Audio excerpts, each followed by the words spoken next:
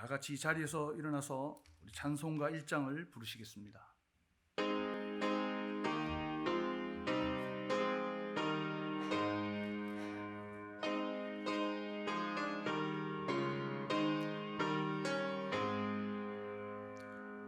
만복의 근원 하나님,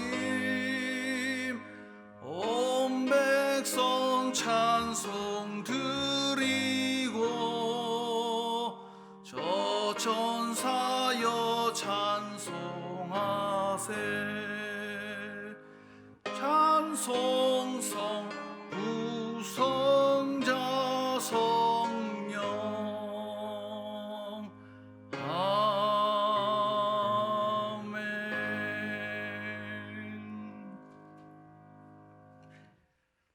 하나님, 오늘도 저희를 예배의 자리로 부르시고 이 복된 자리에 서게 하심을 감사합니다.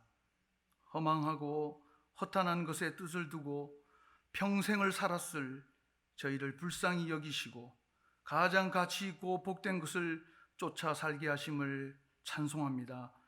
생수의 근원이신 하나님을 알게 하시고 그 사랑과 은혜로 사는 법을 알게 하셨사오니 이제후로는 터진 웅덩이를 파려는 헛된 욕망에서 날마다 기쁘게 돌아서는 하나님 백성 되게 하여 주옵소서. 선물로 주신 사순절과 오늘 예배를 통하여 우리가 얼마나 목마른 자인지를 알게 하시고 생수의 근원이신 하나님을 진정으로 만나는 은혜가 넘치게 하여 주옵소서. 예수님의 이름으로 기도합니다. 아멘. 우리 자리에 앉으시겠습니다. 찬송가 295장 함께 찬양하시겠습니다.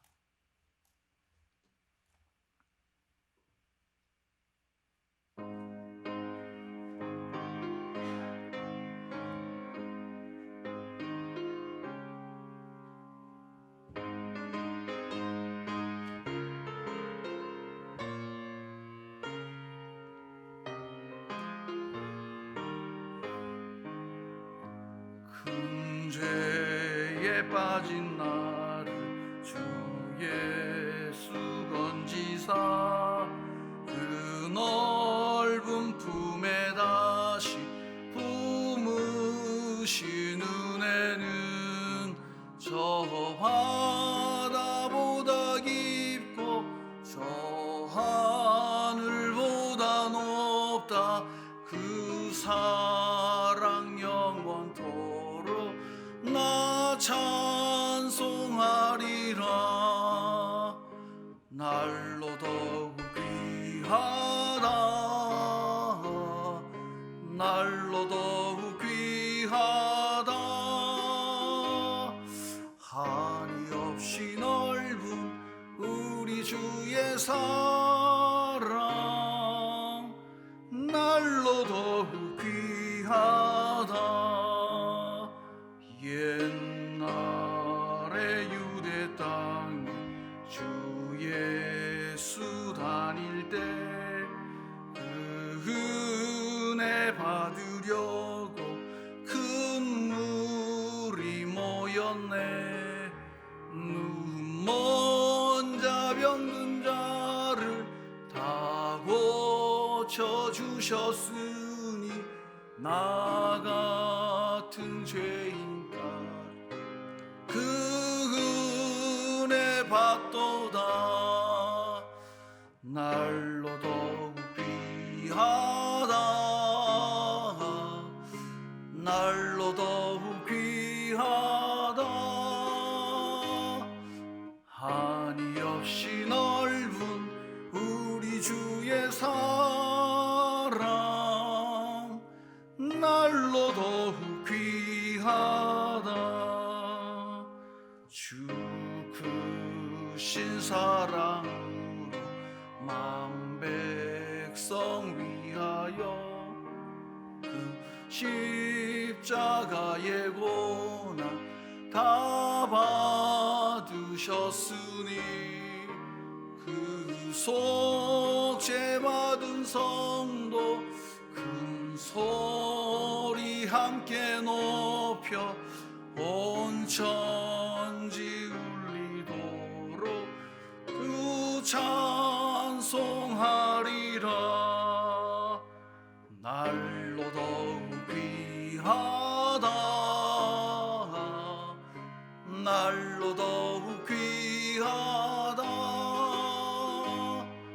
한이 없이 넓은 우리 주의 사랑, 날로 더욱 귀하다.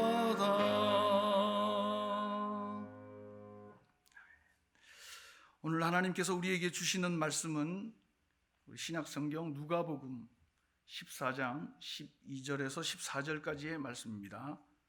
신약 120쪽입니다. 누가복음 14장 12절에서 14절까지의 말씀, 신약 120쪽입니다.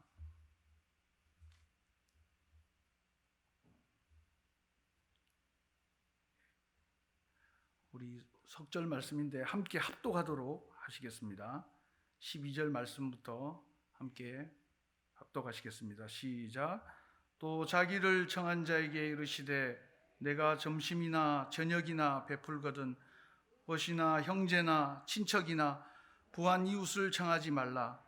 두렵건대 그 사람들이 너를 도로 청하여 내게 갚음이 될까 하노라. 잔치를 베풀거든 차라리 가난한 자들과 몸 불편한 자들과 저는 자들과 맹인들을 청하라. 그리하면 그들이 갚을 것이 없으므로 내게 복이 되리니 이는 의인들의 부활 시에 내가 갚음을 받겠음이라 하시더라. 아멘. 오늘 이 본문 말씀을 가지고 우리 하나님의 환대라는 제목으로 말씀을 좀 나누려고 합니다. 우리 옆에 있는 분들하고 한번 잠깐 인사하겠습니다. 이렇게 인사하면 좋겠습니다. 하나님은 우리를 날마다 환대해 주십니다. 이렇게 한번 인사하겠습니다.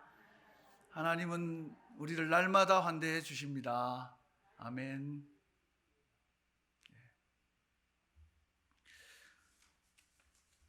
여러분들 아마 요즘 뉴스에서 이제 여행이 조금 자유로워질 수 있다 하는 그런 아마 소식을 접하신 분들이 계실 겁니다. 아마 이런 소식을 접하게 되면은 많은 분들이 좀 마음이 설렌다 하는 느낌을 받으실 겁니다. 혹시 다시 여행이 좀 자유로워져서 여행을 가면 얼마나 좋을까 하는 기대를 가지고 계시는 분들도 많으실 거예요. 우리가 여행을 하면은 새로운 볼거리도 있고 또 신기한 먹을거리들도 있고 많이 있지만 그 중에 또 한 가지 빼놓을 수 없는 것이 새로운 장소에 가서 잠을 잔다는 것. 그것도 참 기대가 되고 마음 설레이는 것 중에 하나가 아닌가 생각을 합니다. 특별히 이제 호텔이나 특별한 숙소에 가서 또 잠을 자게 되는데 여러분들도 아마 다양한 곳에서 잠을 자보신 경험이 있으실 겁니다. 저는 이제 그 선교지에 있을 때 인도에 계시는 아는 선교사님이 계셔가지고 몽골에 있는 선교사님 한 분과 함께 소위 말하는 선교 탐방, 밖으로는 그렇게 이야기하고 사실은 배낭여행을 갔습니다. 그래서 이제 그 아는 선교사님을 기대하고 우리를 잘 가이드해 줄 것이다 생각하면서 갔는데 이 친구가 막상 가보니까 우리를 강하게 훈련시켜야 되겠다 생각을 했는지 본인이 따라 나서서 이렇게 좀 다 안내해주고 이러지를 않고 목적지만 적어주고 종이를 건네면서 여기 갔다 오세요 그렇게 이야기하는 겁니다. 그래서 한편으로는 약간 서운하기도 했지만 우리를 강하게 훈련시키시려는 큰 뜻인가 보다. 그렇게 억지로 생각하면서 우리 몽골에서 가신 선교사님과 여기저기를 좀 이렇게 가보게 되었습니다. 특별히 이제 인도가 워낙 종교적으로 다양하고 많은 신을 모시고 있기 때문에 이제 그런 종교적인 냄새가 많이 나는 곳들을 우리가 가보게 되었는데 한 번은 저희가 초행길이다 보니까 밤늦게 도착하게 돼가지고 거기에 이제 숙소를 어렵게 구했습니다. 근데 밖에서 보니까 호텔이라고 적혀 있는데 막상 들어가서 보니까 이게 호텔은 아닌 것 같더라고요. 나중에 계산을 하려고 하고 보니까 그때 호텔 비용이 한국 돈으로 한 3,000원 정도 되는 그런 곳이었는데, 밤새도록 혹시나 누가 배낭을 가지고 갈까봐 배낭을 부둥켜 안고 밤새도록 거의 뜬 눈으로 두 명이서 잤던 그런 기억이 있습니다. 문도 안 잠기더라고요. 문도 안 잠기고 뭐 사람들이 계속 왔다 갔다 하고 문을 열어보고 이러니까 잠을 잘 수가 없어요. 그래서 호텔 이런 단어가 떠오르면 제일 먼저 그 인도의 3,000원짜리 그 숙소, 거기가 항상 생각이 납니다. 근데 뭐 늘 그랬던 것만은 아니고, 저도 이래봬도 5성급에서 한번 자본 경험이 있습니다. 그게 뭐라 그러죠? 웰컴 드링크? 오면은 딱 이렇게 환영의 뜻으로 차나 여러 가지 음료들을 이렇게 내놓기도 하고, 그래서 다 근사하게 왕 대접을 받으면서 이렇게 잠을 잤던 기억도 있습니다. 이게 우리가 그런 데서 왕 대접을 받으면 약간 자존감이 올라가잖아요. 나 원래 이런 사람이야. 이런 분위기. 그래서 이제 사람들이 이 맛에 7성급도 한번 가보자 하는가 보다 하는 생각이 들 때가 있어요. 아무튼 우리가 이 호텔에 가면은 자신의 격이 한껏 올라가는 듯한 그런 착각 아닌 착각을 하게 됩니다. 모든 사람이 아마 다 그런 마음이 있을 것 같아요. 나를 잘 대접해주고, 소위 말하는 귀빈 대접을 해주고, 또 알뜰하게 챙겨주고, 그러면은 기분이 참 좋습니다. 그런데 호텔이나 뭐 병원 같은 곳, 그런 곳만 서비스를 잘 해줘야 하는 곳인가? 우리가 가만히 생각해 보면, 물론 호텔이나 뭐 병원이나 기업 같은 데는 최선의 서비스를 통해서 고객들의 자존감도 올려주고, 결국은 본인들에게 큰 수익도 창출해내는 그런 일을 목적으로 하겠죠.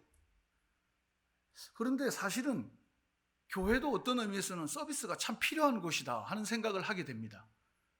어떤 분들은 그럴 겁니다. 목사님, 교회가 세상처럼 서비스를 잘한다는 건 조금 이상하지 않나요? 여러분, 우리가 서비스를 서비스라고만 표현해서 그렇지, 사실은 좀 고급진 단어로 생각하자면 뭐 환대가 될 수 있을 거예요. 반갑게 맞아주고 후하게 대접해주는. 그래서 그것을 받는 사람으로 인해서 기쁘다, 행복하다,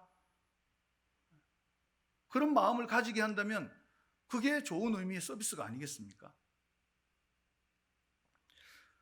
여러분, 교회는 그런 의미에서 환대의 집이다 이렇게 말하는 많은 목소리들이 있습니다. 우리 하나님께서는 교회를 향해서 특별히 성도들을 환대하셨어요. 우리가 예수 믿게 됐다는 것은 하나님의 그 환대의 결과입니다. 그런 의미에서 교회는 세상과 이웃을 향해서 우리의 가진 것을 나누도록, 환대하도록, 대접하도록 하나님께서 명령하신 그 명령을 붙들고 있는 환대의 집인 것입니다. 여러분, 이스라엘 백성이 어떻게 이스라엘 백성이 된 것입니까? 하나님의 환대로 말미암아 그 약하고 볼품없는 그 민족을 하나님께서 끌어안아 주셔서 선민으로 택해 주셨기 때문에 이스라엘 백성이 된 거예요. 여러분, 그런 의미에서 이스라엘 백성도, 교회도, 특별히 교회인 나도 결국은 우리는 하나님의 환대를 경험한 사람들입니다.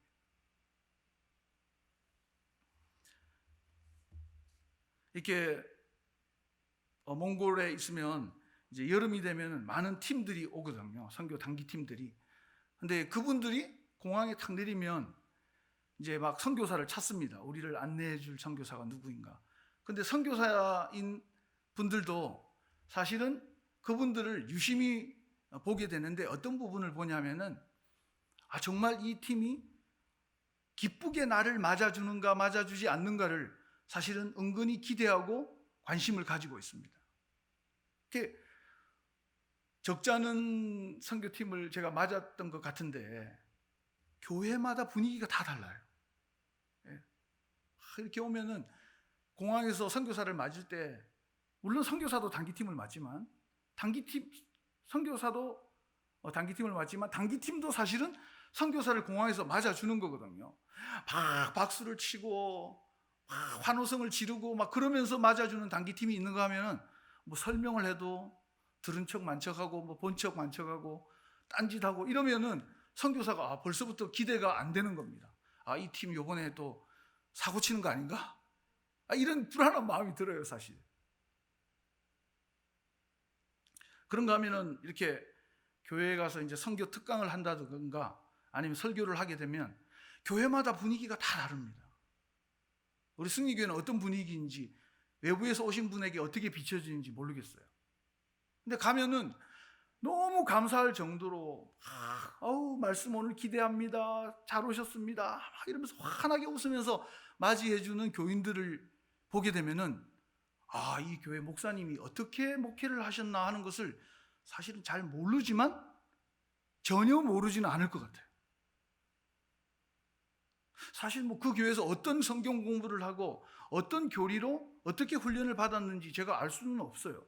그런데 그 교회 성도들이 정말 성숙한 모습으로 정말 환하게 정말 상대방이 기뻐할 만큼 따뜻하게 환대해 줄 때 이 교회가 참 성숙한 교회구나 하는 그런 느낌을 받을 때가 참 많이 있습니다. 여러분, 이것은 그냥 교회 안에 있는 이야기만 아니라 이단들을 볼 때도 사실은 우리가 이해가 되지 않는 부분이 참 많지 않습니까? 어떻게 저 한낱 저 개인을 저렇게 신으로 신격화해서 믿을 수 있나? 말이 안 되는 건데 저기 있는 사람들은 다 이상한 사람들인가? 그렇게 생각할 수 있는데 사실은 이단에 빠졌던 사람들의 이야기를 들으면은 뭐 그 안에 교리가 어떻다 이건 둘째이고 나를 가족처럼 심지어는 가족 이상으로 따뜻하게 맞아주는 그 환대 때문에 결국은 주변 사람들이 야 거기 잘못됐다 거기 이단이야 이런 이야기를 함에도 불구하고 거기서 나올 수가 없다는 겁니다. 반대로 말하면 교회 안에서 따뜻한 환대를 받지 못했던 사람들이 어쩌면 이단에 더 쉽게 빠질 수 있다는 말입니다. 이번에도 이 프란치스코 교황이 3월 초에 그 교황청에서 많은 사람들 앞에 그 연설을 했습니다. 어떤 연설이냐면은 이 폴란드 국민들을 칭찬해 주었어요. 제가 한번 그 내용을 읽어보겠습니다. 모든 폴란드 국민에게 다정한 인사를 전한다. 여러분은 가장 먼저 국경뿐 아니라 마음, 여러분의 집에 문을 열어 전쟁을 피해 온 우크라이나인들을 도와줬다. 여러분은 우크라이나 난민들에게 필요한 모든 것을 관대하게 나누어 이들이 이런 극적인 순간에서도 존엄하게 살 수 있도록 도와주었다. 그렇게 이야기하면서 폴란드 국민들을 막 칭찬해 준 겁니다. 이 환대라는 것은 그냥 교회 안에만 머무는 이야기가 아니고 국가적인 차원의 이야기가 될 수 있는 거예요. 난민들을 보면서 어떤 마음으로 우리가 그들을 품어주고 보호해주고 아껴줄 것인가. 사실 다문화 교회도 동남아에서 친구들이 많이 오지 않습니까? 근데 이 친구들이 굳이 자기들이 가지고 조상 대대로 믿던 종교를 버리려는 마음으로 교회에 오는 친구들은 아무도 없어요. 무슨 말이냐면은 그들에게는 그냥 도움이 필요한 거예요. 따뜻한 주일날 주는 밥 한 끼, 그리고 누군가 당신은 소중한 사람입니다 하는 그 눈빛과 호응, 그리고 말 한마디, 그걸 듣고 싶어서 사실은 교회에 오는 친구들이 많이 있습니다. 그 다음에 신앙이 그에게 들어가는 것이죠. 말씀드린 대로 조상 대대로 믿던 불교를 굳이 내가 버리려는 마음으로 진리를 찾겠다는 아주 고상한 결단을 가지고 교회에 오는 친구가 많지 않다는 겁니다. 그런 의미에서 최근도 아니죠. 우리가 계속해서 가나안 교인 이렇게 이야기하면서 우리 교회에 대해서 걱정을 하시는 분들이 많이 있는데, 사실 가나안 교인도 저는 그런 생각을 합니다. 정말 그분들이 여긴 진리가 없다, 이 교회는 이상한 교회야, 그런 마음으로 교회를 나가는 사람이 있긴 하겠죠. 그러나 몇 분이나 될까? 오히려 따뜻하게 우리를 안아주지 않고 우리의 고민에 함께 아파해 주지 않는, 우리의 눈물을 향해서 등을 돌리는 그런 교인들이 많은 교회이기 때문에 말은 교회가 이상합니다 하고 떠났지만, 사실 그 마음 한 곳에는 환대받고 싶은 마음, 좀 나를 대접해 주시고 나의 외로움을 좀 보듬어 주십시오 하는 그런 마음으로 교회를 떠난 사람들이 더 많이 있다면, 우리가 계속해서 가나안 교인들은 이상합니다, 왜 교회를 버리고 떠나갑니까? 라는 말만 계속 되뇌일 수 있을까 하는 생각을 우리가 한번 해 보아야 하는 것입니다. 여러분, 세상은 조건을 따집니다. 사람을 볼 때 자격을 운운합니다. 그러나 교회가 정말 환대의 집이라면 그런 것은 중요하지가 않다 하는 것을 우리가 보여주어야 되는 거죠. 그게 하나님으로부터, 예수 그리스도로부터 조건 없이 환대받은 우리의 마땅히 해야 할 본분 것입니다. 우리는 그리스도로부터 조건 없는 사랑을 받았는데 교회 안에 있는 사람에게는 조건과 자격을 자꾸 따지게 된다면 그건 이미 교회로서의 큰 기능 중에 하나를 상실한 것입니다.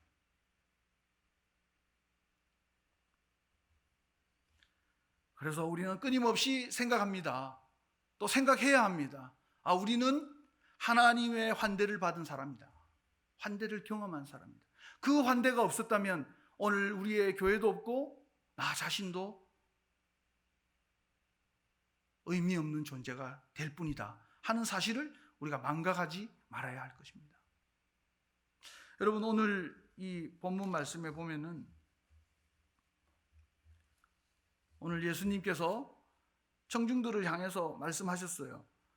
천국의 잔치는 다양한 사람, 특별히 가난하고 약하고 소외되고 병든 사람을 다 불러 모아서 그들에게 자리를 주는 것이다. 그들을 인정해 주는 것이다. 이게 천국 잔치다. 이게 하나님의 나라다. 그렇게 말씀하고 계십니다. 그래서 오늘 본문 말씀 12절 13절에 보면은 그 사람들은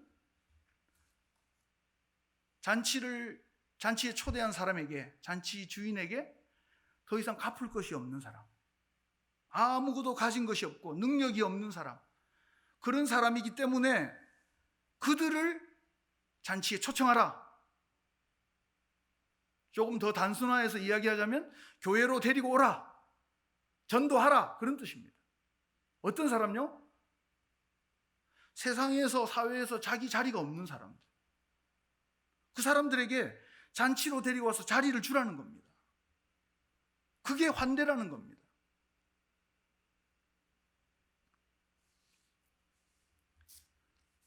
그래서 그 사람 장소 환대라는 책을 쓴 김영경 씨가 그런 이야기를 했어요. 환대란 타자에게 자리를 주는 행위다. 혹은 사회 안에 있는 그의 자리를 인정하는 행위다. 환대가 어려운 게 아니라 그 사람의 자리를 만들어주는 겁니다. 당신 사회에서는, 세상에서는, 가족에게는 당신 자리를 얻지 못했지? 그러나 교회에 오면 하나님의 나라는 당신에게 항상 당신이 앉을 자리를 만들어 두고 있다 하는 것을 말해주고 보여주는 게 하나님의 나라요, 또 하나님이 말씀하시는 환대인 것입니다. 우리는 그런 환대를 받은 사람이에요. 여러분, 그래서 하나님의 나라의 모델 하우스다, 어떤 분들은 그런 표현을 할 만큼 교회는 하나님의 나라를 닮아가야 하는 것입니다. 그런데 우리가 우리의 구성원들을 돌아볼 때 오늘 이 예수님이 말씀하신 천국 잔치에 들어온 사람들처럼 과연 거기에 자리가 없는 사람, 지금도 자기의 자리를 찾고 있는 사람들이 몇 명이나 되는가? 우리 주위를 한번 돌아봐야 할 것입니다.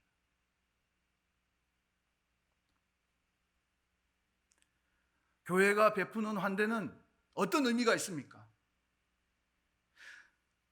나는 하나님에게 환대받은 존재입니다 하는 믿음의 고백인 것입니다. 여러분, 나는 비천하고 나는 내세울 것 없고 나는 참 모자라는 인간이지만 나를 환대해 줄 때 우리 안에서 무한한 기쁨과 감사의 샘이 터지는 것입니다. 여러분, 사무엘하 9장에 보면은 사울 왕의 손자고 요나단의 아들이었던 무미보셋이라는 사람이 등장합니다. 그 사람은 다윗과 관계를 생각해 보면 원수지요, 원수. 좀 어려운 말로 정적입니다. 정적. 정치적인 적이에요. 그런데 이 사람이 여러분이 잘 알고 있다시피 사울과 요나단이 블레셋과 전쟁하다가 전쟁터에서 죽게 됩니다. 전사하게 됩니다.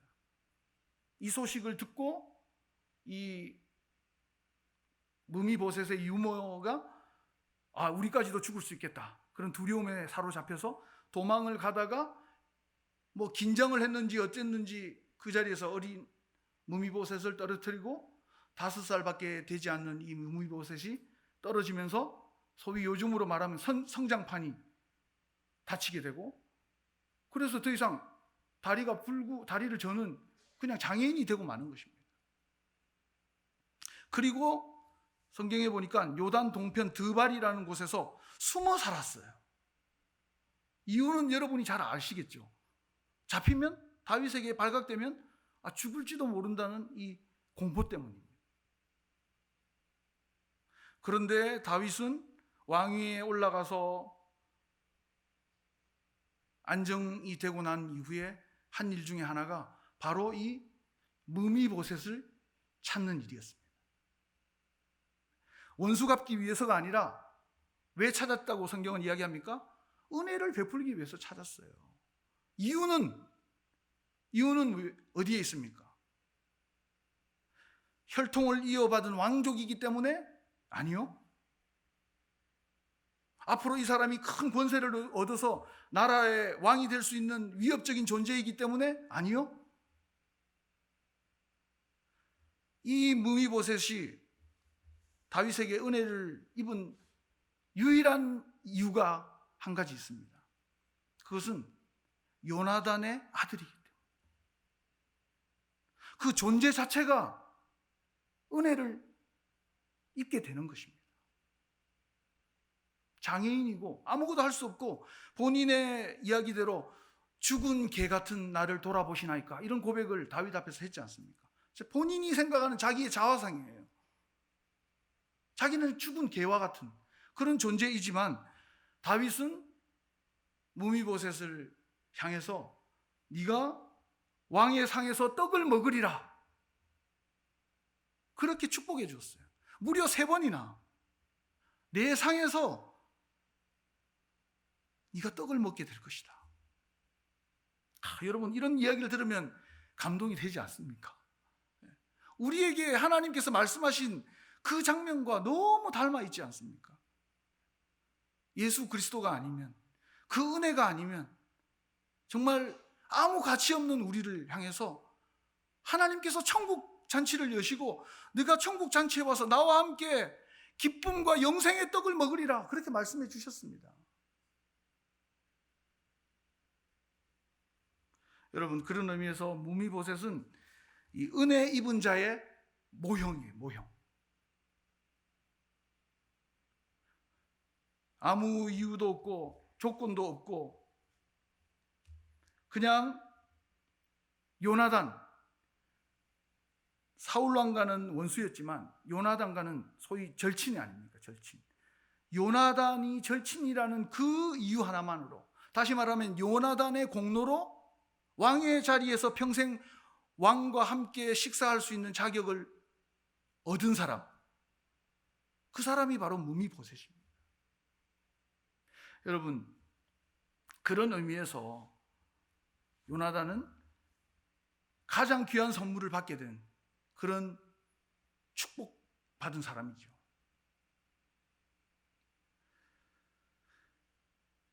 여러분, 우리는 요나단과 똑같이 우리 무미보셋과 같이 은혜의 밥상에 초대받은 사람입니다.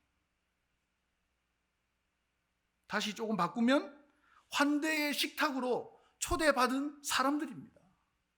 이미 그 식탁에서 먹고 즐기고 있는 거예요. 우리 스스로 깨닫지 못하고 있을 뿐이에요. 지금도 하나님이 차려놓으신 그 산의 진미를 기쁨으로 행복한 분위기에서 먹고 있는 사람들이 바로 우리 자신이라는 것입니다.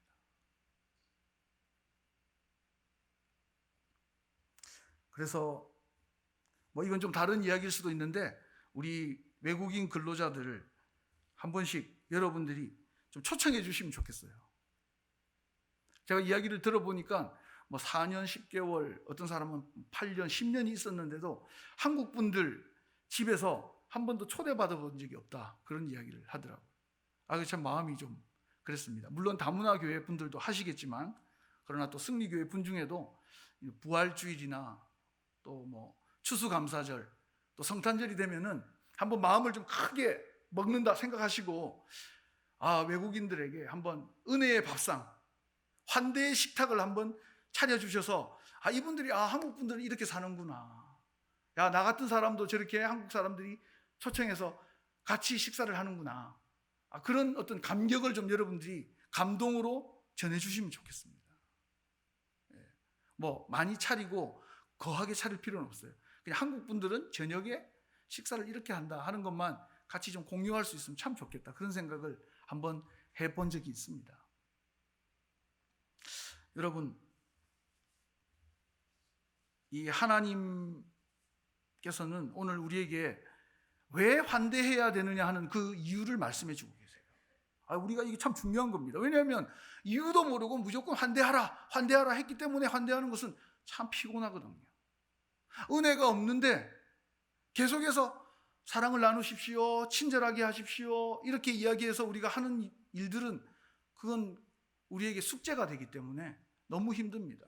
근데 오늘 하나님께서 이렇게 하라고 한 큰 이유, 이렇게 할 수 있도록 우리에게 용기를 주시는 말씀을 하고 계세요. 그것이 오늘 본문에 나오는 14절 말씀입니다. 제가 한번 말씀을 읽어보겠습니다. 그리하면 그들이 갚을 것이 없으므로 내게 복이 되리니, 13절에서도 하셨던 말씀이죠. 이는 의인들의 부활시에 내가 갚음을 받겠습니다. 의인들의 부활시, 의인들은 누구냐? 하나님에게 은혜를 입은 자들. 그 사람들이 부활할 때 이 가난하고 장애가 있고 소외된 사람들을 대접해줬다는 이유로 잔치 주인에게 뭘 주겠다고? 하나님의 은혜를, 하나님의 선물을, 하나님의 상을 주겠다. 이럴 때 한 번씩 할렐루야도 해주십시오. 할렐루야. 하나님이 우리에게 갚아주시겠다는 거 아닙니까? 제가 다른 성경을 좀 봤는데 거기에는 세 번역에는 이렇게 하반절이 번역이 되어 있습니다. 하나님께서 내게 갚아주실 것이다. 의인들이 부활할 때에 하나님께서 내게 갚아주실 것이다.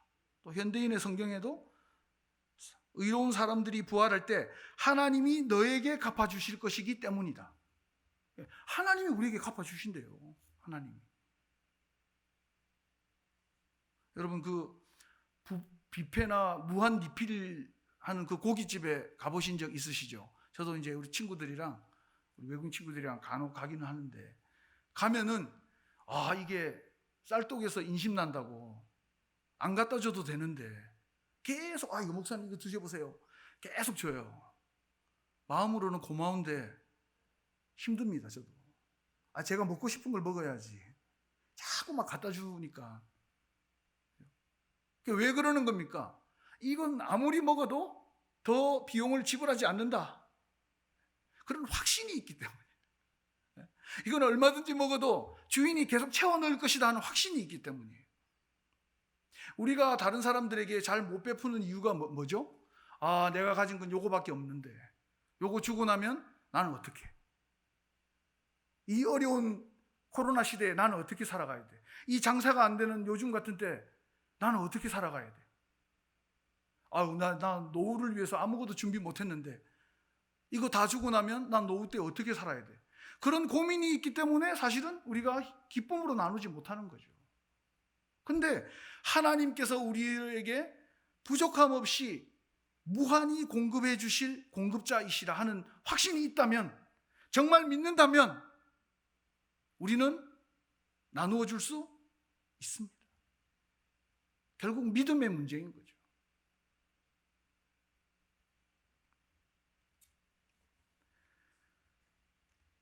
여러분, 아까 말씀드린 대로 백화점이나 병원 같은 곳은 그야말로 본인들의 이익을 위해서 환대하고 있습니다. 그러나 우리는 사랑으로 환대할 수 있습니다. 왜?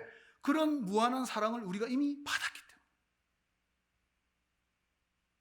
이미 받았고 지금 누리고 있고 앞으로 영원히 우리에게 그 사랑을 공급해 주셔도 부족함이 없는 하나님이 우리 아버지이시기 때문에.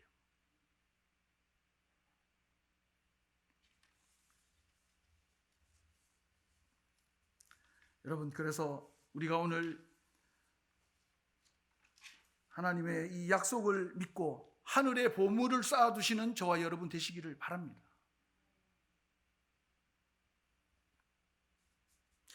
제가 몽골 이야기를 하나만 더 하고 좀 마치려고 합니다.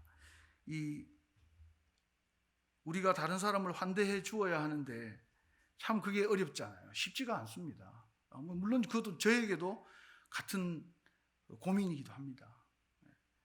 그런데 이제 몽골에서는 이렇게 차를 타면은 항상 이렇게 불안한 마음이 있어요. 왜냐하면 이분들이 이제 덩치가 이렇게 항상 육식을 하다 보니까 덩치가 엄청 크고 이제 고기를 먹는 분들이잖아요. 그러다 보니까 우리처럼 이렇게 마트에서 파는 그런 고기가 아니라 직접 잡아가지고 이제 막 발도 자르고 팔도 자르고 발이나 팔이나 똑같지만 그죠? 막 잘라가지고 막 그 자리에서 먹기도 하고 이러니까 항상 그 칼을 가지고 다니는 분들이 많으세요. 밤에 이제 택시를 타게 되면은 택시가 한국처럼 따로 있는 게 아니라 그냥 지나가다가 서서 태워주면 택시가 되는 거고 그냥 지나가면 자가용이거든요. 그러니까 이제 돈 벌 마음으로 딱 태우게 되는데 이제 그런 분들은 자기가 일단 자신이 있어야 되는 거예요. 어떤 손님을 태우든지 두렵지 않을 그 체력과 일단 그 시세말로 떡대 그 덩치가 딱 있는 분들이 딱 이제 차를 세우거든요. 그럼 딱 타면은 저는 어쩔 수 없이 타야 돼요. 가려면 목적지까지.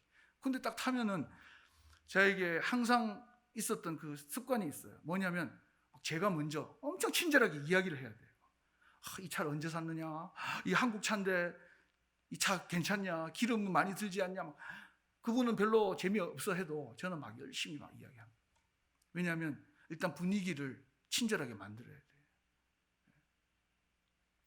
그런데 제가 이제 차를 몇 번 탔는데 아주 험악한 분위기가 몇 번 있었어요. 그건 뭐냐면은 한국에서 일하다가 오신 분이에요. 차를 딱 타면 한국 사람? 딱 이러거든요. 한국 사람 제가 딱 그럽니다. 그러면은 그때부터 막 이제 자기 그 무용담을 막 이야기하는 겁니다. 나는 한국에서 어디에 있었는데 무슨 일을 했고 돈을 얼만큼 벌었고 여기서 지금 어떻게 살고 있고 막 이야기를 합니다. 근데 이제 분위기가 험악해지는 경우는 어떤 경우냐면은 한국 사장님하고 관계가 안 좋았을 때 막 때리기도 하고 돈을 안 주기도 하고 다른 곳을 옮겨야 되는데 그 서류를 안 작성해 주지 않아서 돈도 못 벌고 막 그런 경우들은 막 화를 내면서 막 육두문자를 막 쓰시는 거예요. 그 사람 참 나쁜 사람. 이건 아주 고급진 언어죠. 그분들은 이런 말을 안 써요. 막 육두문자를 막 씁니다. 그럼 분위기가 험악해지니까 덩달아서 제가 괜히 혼자 있는데 이러다가 그 사장님 대신 제가 십자가를 져야 되는 거 아닌가 하는 생각 때문에 막 불안한 거죠. 근데 분위기가 좋을 때가 있어요. 여러분이 예상하시겠지만 사장님이 너무 잘해줬어요. 식구 이상으로 챙겨주고 공항을 간다고 하면 픽업해주고 맛있는 거 있으면 불러다가 먹이고 아프다고 하면 일 그만두고 푹 쉬라고 하고 그냥 병원에 데려다주고 이런 분들은 너무 고마워하는 거예요. 한국 사람. 그런데 제가 전에도 한번 말씀을 드렸을 수 있는데 제가 그 덕분에 한 두세 번은 택시비를 지불 안 한 적이 있거든요. 너무 고마운 거죠. 그분들은 한국의 대통령이 누군지 모릅니다. 여러분들 몽골 대통령 누군지 아세요? 모르시잖아요. 그분들도 별로 그런 관심이 없어요, 사실. 한국 정부가 어떤 정책으로 지금 정치하고 있느냐 그런 데 대한 궁금증이나 의문이 아무것도 없습니다. 관심 자체가 없어요. 그런데 왜 그 사람들이 한국에 대한 이미지가 최고다, 좋다 이런 이야기를 하시는 분들은 왜 하시느냐? 바로 그 사랑을 베푼 외국인을 자기 가족처럼 환대해 준 그 사장님 때문이거든요. 여러분, 우리가 예수님을 어떻게 보여줄 수 있겠습니까? 너희가 서로 사랑하면 그들이 하나님을 알게 될 것이다.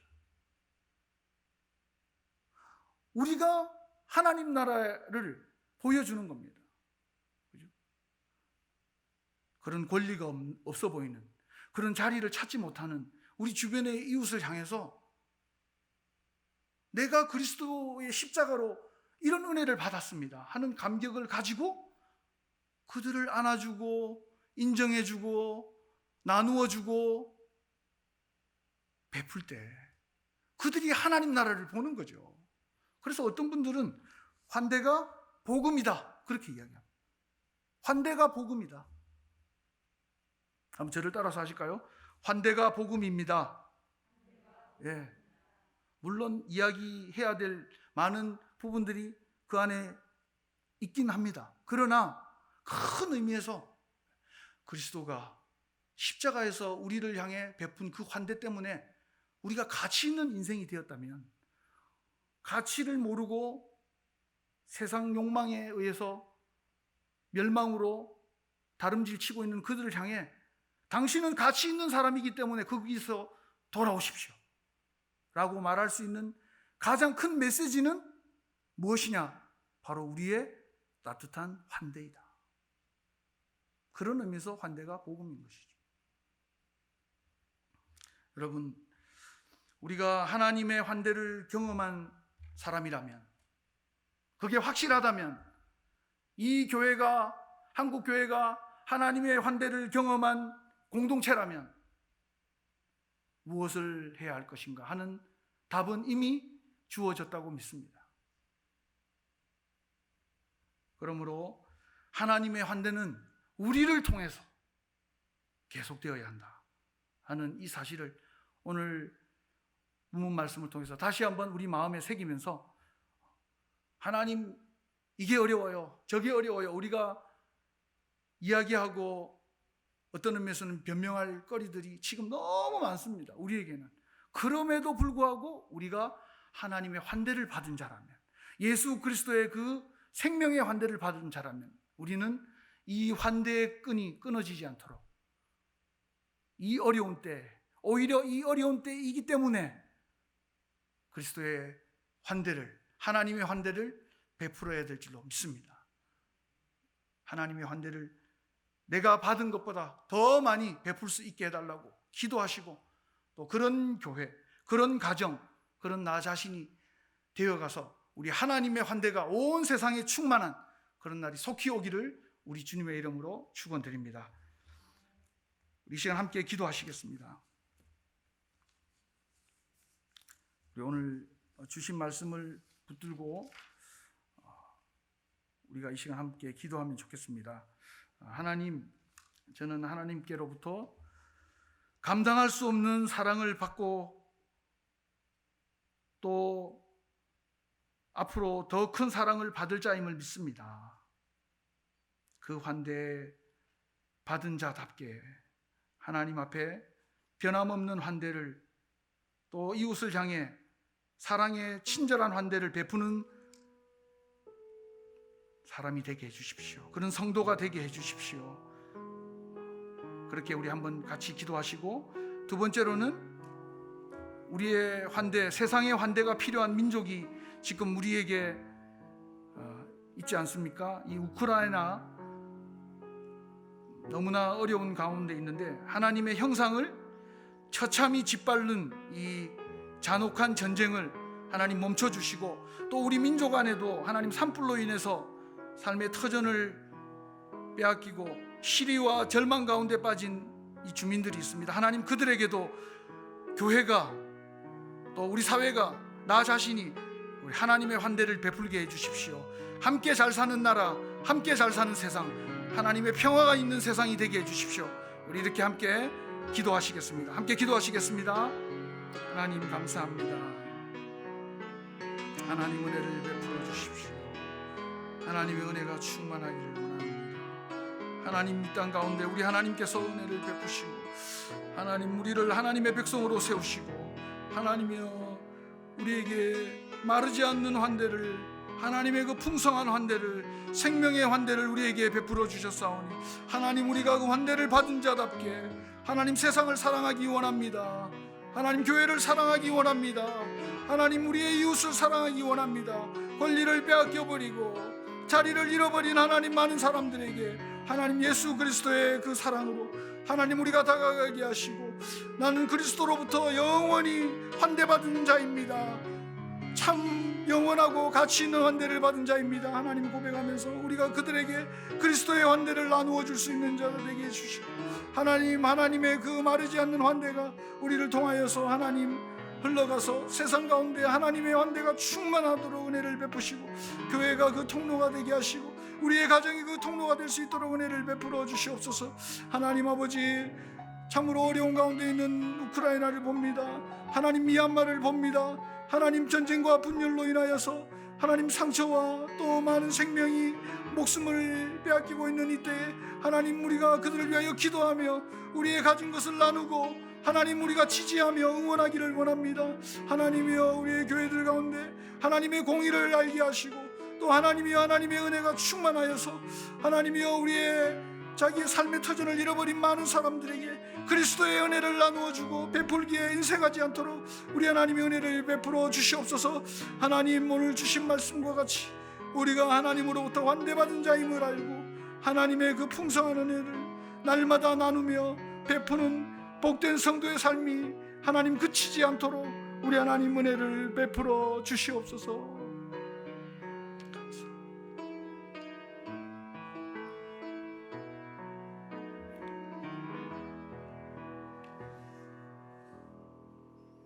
하나님, 십자가의 사랑으로 우리를 알뜰하게 환대해 주신 그 하나님의 사랑을 오늘도 기억합니다. 이 소중한 기억 망각하지 않게 하시고 평생을 살아가며 우리의 영원한 공급자이시고 무한한 공급자이신 하나님으로부터 우리는 오늘도 받았고 내일도 받을 것임을 믿음으로 확신하면서 하나님, 마르지 않는 샘과 같이 많은 사람들에게 그리스도의 사랑을, 그 은혜를 흘려보내고 날마다 은혜의 식탁으로, 환대의 밥상으로 그들을 초청하기를 주저하지 않는 복된 성도들 다 될 수 있도록 은혜를 베풀어 주시옵소서. 예수님의 이름으로 기도합니다. 아멘. 잠시 광고 말씀 드리겠습니다. 크게 두 가지만 드리도록 하겠는데, 첫 번째로는 우리 정기 재직회가 우리 오는 주일 20일 날 사부 예배 후에 본당 예루살렘 성전에서 있다는 것 기억해 주시고, 우리 아동 세례와 또 성인 세례 그리고 입교까지 이번 주일까지 신청 마감한다는 사실 기억하시고 신청해 주시기를 부탁드리겠습니다. 우리 축도로 예배를 마치겠습니다. 이제는 우리 주 예수 그리스도의 은혜와 하나님의 사랑하심과 성령님의 교통 인도하심이, 십자가 위에서 생명을 주시기까지 우리를 환대하신 그리스도의 그 사랑으로 이웃을 환대하며 살기로 다짐하는 우리 모든 성도들 위에와 영원한 생명을 주시는 하나님의 이 환대가 필요한 열방 위에 이제로부터 항상 함께 계시기를 간절히 축원하옵나이다. 아멘.